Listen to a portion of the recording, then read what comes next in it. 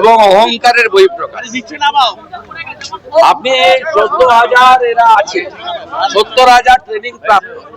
আপনি কথায় কথায় আপনি টেম্পোরারি হোমগার্ড নিচ্ছেন, অমুক করছেন, তমুক করছেন, পার্টির ক্যাডারদের ঢোকাচ্ছেন, নেতাদের আত্মীয় স্বজনদের ঢোকাচ্ছেন। এদেরকে রেগুলারাইজ করুন।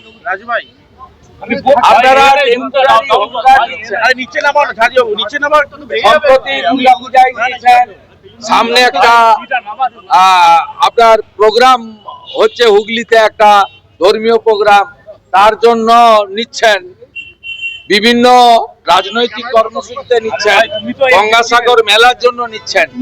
এই ছেলেগুলো তো কাজ চায়, এরা তো বলছে না যে আমাদের 50-60 হাজার টাকার একটা পার্মানেন্ট জবের লেটার দিন। এদের দাবি 1, 30 দিনের কাজ।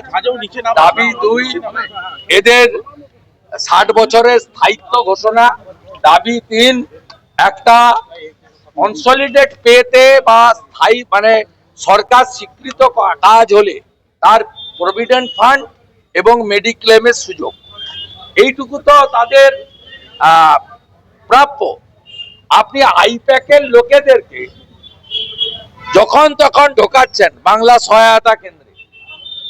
বাংলা সহায়তা কেন্দ্রে পিবি সেলিমের হাত ধরে ওয়েবেলের মাধ্যমে 10,000 ছেলেকে ঢুকিয়েছেন আইপ্যাকের, যারা 21-এর আগে দিদিকে ফলো করেছিল, তারপরে মুখ্যমন্ত্রীকে বলো যারা করেন।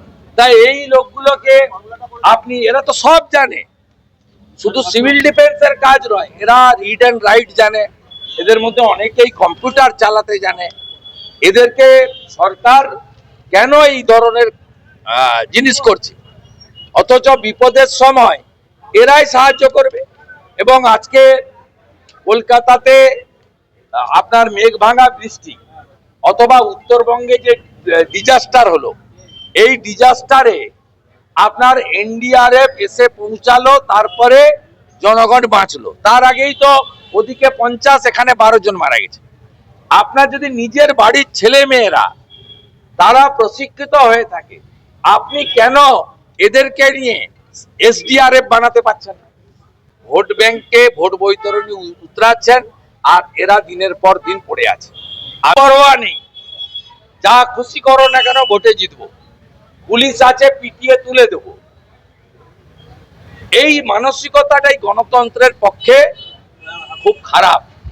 আমি বিরোধী দলনেতা, আমার লিমিটেশন রয়েছে ক্ষমতার, তার মধ্য থেকেও এদের পাশে দাঁড়ালাম এবং ভবিষ্যতেও পাশে।